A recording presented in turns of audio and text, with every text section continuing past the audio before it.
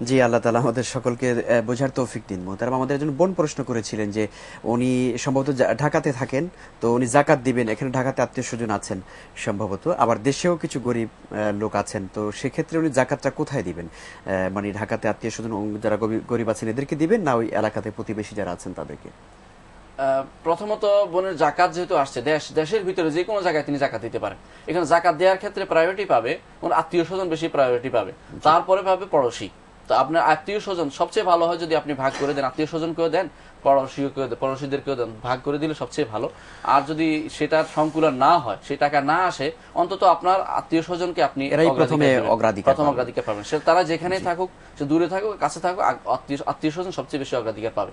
জি, আমাদের বোনের আরেকটি প্রশ্ন ছিল যে রক্তের সম্পর্কের ব্যাপারটা, এটা কি নারী পুরুষ মানে কারোর জন্য নির্দিষ্ট কিনা, না উভয়ের জন্য? এটা নারী পুরুষের উভয়ের জন্যই, কিন্তু আমরা মনে করা ভুল হবে যে বিয়ের পরে মেয়েদের রক্তের সম্পর্ক থাকবে না, এটা ঠিক নয়। রক্তের সম্পর্ক মেয়ের টাকা দিয়ে মেয়ের রক্তের সম্পর্কে সেলা রেহমি করবে। জি, আমরা আসছি একটি প্রশ্ন নিয়ে আসছি। জি, আসসালামু আলাইকুম। হ্যালো, আসসালামু আলাইকুম। ওয়ালাইকুম আসসালাম। জি দর্শক, নাম বলুন, প্রশ্ন করুন। আমি আমার থেকে একজনে 1 লক্ষ টাকা নিতে হলো, এটা থেকে কি জাকাত টেলিভিশনে দেওয়া আপনি লাগবে? টেলিভিশনের ভলিউম কমিয়ে প্রশ্ন করুন। মনে করেন যে একজনে 1 লাখ টাকা হালাত নিছে, আপনার কাছ থেকে টাকাটা তো আরেকজনের মাধ্যমে আছে, এটা কি আমি জাকাত দেওয়া লাগবে? মানে আপনার টাকা ধার নিচ্ছে আরেকজনে? জি। আচ্ছা, এখন এই জাকাতটা তিনি দিবেন না আপনি দিবেন, এই তো প্রশ্ন?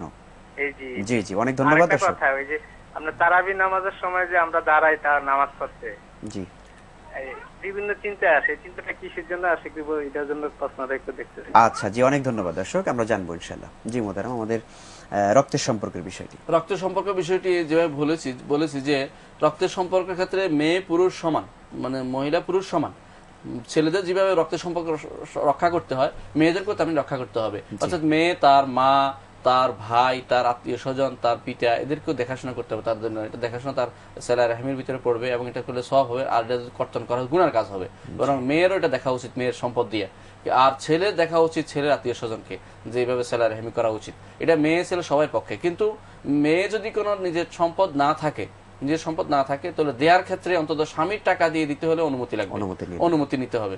আর মেয়ে যদি সম্পদ না, এমনি দেখাশোনার দায়িত্ব মেয়ের উপর অবশ্যই থাকবে। পিতামাতা অসুস্থ হলে তাদেরকে দেখতে হবে, ভাই বা বোন তারা অসুস্থ হয় তাদেরকে দেখতে হবে, তার বিপদগ্রস্ত তাদের খোঁজ খবর নিতে হবে। এটা মেয়ের উপর ওয়াজিব, কর্তব্য, কারণ এটাতে আর স্বামীর ইয়া লাগতেছে না। এবং এখানে স্বামীরও উচিত হবে মেয়েকে তার পিতামাতাকে দেখতে যেতে দেওয়া, এবং ভাই বোনকে দেখতে যেতে দেওয়া, এটা স্বামীর জন্য উচিত হবে। এটা দেখার সবাই, আমাদের পুরুষ মহিলা সবারই কর্তব্য। এবারে আমরা প্রিয় দর্শক শ্রোতা, সেলাই রেহমি বা আত্মীয়তার সম্পর্ক রক্ষা করা এটা কিন্তু মারাত্মক একটি মানে দায়িত্ব আমাদের উপরে। ইসলামের উপরে অত্যন্ত কঠোর ভাবেই আমাদেরকে বিধান দিয়েছে যেন আমরা কখনই আত্মীয়তার সম্পর্ক বিনষ্ট না করি, এবং রাসূল সাল্লাল্লাহু আলাইহি ওয়াসাল্লাম বলেছেন যারা আত্মীয়তার সম্পর্ক বিনষ্ট করে তারা জান্নাতে যাবে না। সুতরাং আসুন আমরা সকলেই সচেতন হই, সজাগ হই। আমাদের একজন দর্শক প্রশ্ন করে জানতে চেয়েছেন মোহতারাম, যে ওনার স্ত্রী ওনাকে 1 বছর আগে ডিভোর্স লেটার পাঠিয়ে দিয়েছেন, পরে আবার উনি ওনাকে ডিভোর্স দিয়েছেন, তালাক দিয়েছেন বলে, এখন এটা ডিভোর্স বা তালাক হয়ে গিয়েছে কিনা? প্রথমত স্ত্রী যদি লিখে থাকে, আপনাদের কাবিননামা যদি তাকে সে অনুমতি দেয়া থাকে তালাক দেওয়ার, যে আমি এই শর্ত ভঙ্গ করলে তালাক দেওয়া তাকে দেয়া থাকে, তাদের ক্ষমতা দেয়া থাকে, সেই ক্ষমতা যদি সে প্রয়োগ করে এবং বলে যে তার প্রদত্ত ক্ষমতা বলে নিজের উপরে তালাক বর্তায় নিলাম, তাহলে তালাক হবে। আর যদি বলে প্রদত্ত ক্ষমতা বলে স্বামীকে তালাক দিলাম, তাহলে তালাক হবে না। দ্বিতীয়ত, এটা হলো প্রথম অংশ, কিন্তু উনি তো নিজে তালাক দিয়েছেন বলতেছেন পরবর্তীতে। সুতরাং পরবর্তীতে উনি যদি তালাক দিয়ে থাকে এবং শরীয়ত সম্মত তালাক দিয়েছেন, সেটা তালাক হয়ে যাবে, সেখানে আর করার কিছু নেই। আচ্ছা আচ্ছা, তাও আরেকটা জিনিস জানা আমাদের কাছে, আপনার কি ভাষায় বলেছেন, কিভাবে বলেছেন, তালাক যদি কোনো সঠিক সম্মত দিচ্ছেন কিনা, সেই ব্যাপারগুলি আপনি স্থানীয় কোনো আলেমদের থেকে জেনে নেবেন। সেখানে আমরা না দেখে কিছু বলতে পারছি না। জি জি, প্রিয় দর্শক, আমরা তালাকের ব্যাপারে আমরা সরাসরি এখান থেকে কিছুটা আমরা প্রাথমিক গাইডলাইন দিয়ে থাকি। এটা সকল দর্শকদেরকে আমরা বলবো, এর চূড়ান্ত মানে ফয়সালা, চূড়ান্ত ফাতাওয়া আপনারা স্থানীয় কোনো আলেমদের কাছে, যে যারা গ্রহণযোগ্য আলেম আছেন তাদের কাছ থেকে আপনারা গিয়ে ফাতাওয়া লিখিত আকারে নিয়ে আসার চেষ্টা করবেন।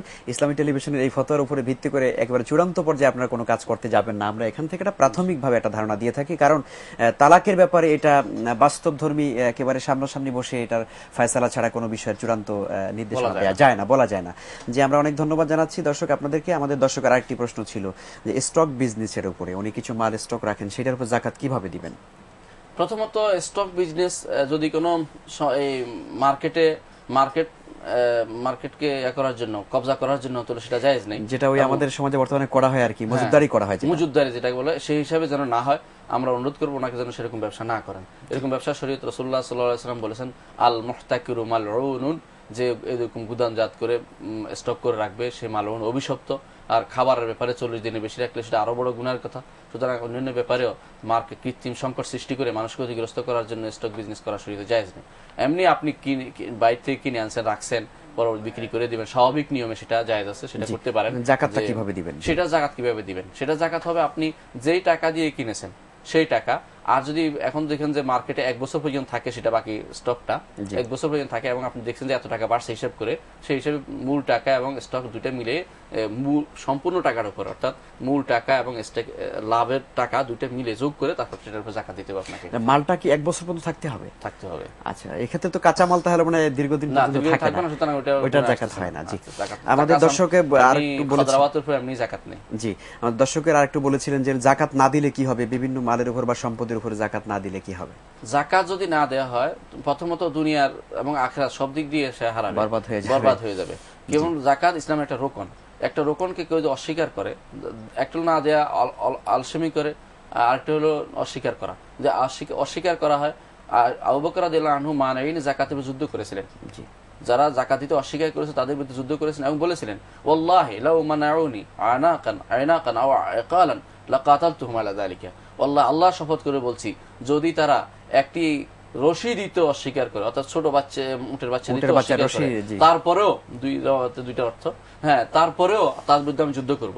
অথচ দেখেন, রশি দিতে অস্বীকার তো সামান্য জিনিস বোঝানো হয়েছে, অর্থাৎ এই জন্য তিনি যুদ্ধ করেছেন। মানে যারা জাকাত দিতে অস্বীকার করেছে তাদের বিরুদ্ধে তিনি যুদ্ধ করেছেন এবং তারা শেষ পর্যন্ত জাকাত দিতে বাধ্য হয়েছে। কেন দিতে হবে আপনাকে যুদ্ধ? অস্বীকার করার কোনো জন্য নেই। আমরা দর্শককে বলবো আপনি জাকাত দিয়ে দেন, ইনশাআল্লাহ। অনেক সতর্কবাণী আছে, আমরা জানবো ইনশাআল্লাহ। আমাদের হাতে সময় নেই। আর আরেকটি প্রশ্ন আমরা সংক্ষেপে জেনে নিচ্ছি মুহতারাম। 1 লাখ টাকা ধার দিয়েছেন দর্শক, এখন উনি কি যিনি দিয়েছেন উনি দিবেন না যাকে দিয়েছেন তিনি জাকাত দিবেন? একটা, হ্যাঁ, মূলত আপনি যেহেতু ধার দিয়েছেন টাকাটা আপনার, এবং টাকাটা যদি করে আপনি এই বছর পাওয়ার আশা করেন, তাহলে আপনি জাকাতটা এই বছরে দিবেন। আর যখন যদি না এখন পাওয়া যাচ্ছে না, তো আপনি যখন পাবেন তখন সেই 1 বছরের জাকাত দিবেন। জি, তারাবির ভিতরে খারাপ চিন্তা আসে, আমরা বলবো যে তওবা করে ইস্তেগফার করে আমাদের তওবা ইস্তেগফার করবেন, আর বেশি করে তার চিন্তা করবেন না, যা পড়া হচ্ছে তার অর্থের দিকে চিন্তা করবেন। আশা করি আপনি ইনশাআল্লাহ খারাপ চিন্তা দূর হয়ে যাবে। দর্শক, আমরা মুহতারাম আজকের আয়োজনে আপনাকে অনেক অনেক মোবারকবাদ জানাচ্ছি ইনশাআল্লাহ তাআলা। জাযাকুমুল্লাহ খাইর। বারাকাল্লাহু ফীকুম। প্রিয় দর্শক শ্রোতা, আমরা আজকের আয়োজন শেষ করব ইনশাআল্লাহ তাআলা। আমরা কোরআন এবং সুন্নাহর আলোকে জীবন ঘনিষ্ঠ বিভিন্ন বিষয়ের দিক নির্দেশনা আমরা জানতে পারলাম বিজ্ঞ আলোচকের কাছ থেকে। আল্লাহ তাআলা আমাদের সকলকে এর উপরে আমল করার তৌফিক দান করুন এবং মাহে রমজানের সিয়াম সাধনা যথারীতি আমরা যেন করতে পারি এবং আল্লাহ তাআলার নৈকট্য আমরা সকলেই হাসিল করতে পারি, সেই তৌফিক আমরা আল্লাহ তাআলার কাছে কামনা করে আজকের মতো আমরা শেষ করছি। সকলে ভালো থাকুন। আসসালামু আলাইকুম ওয়া রাহমাতুল্লাহি ওয়া বারাকাতুহু।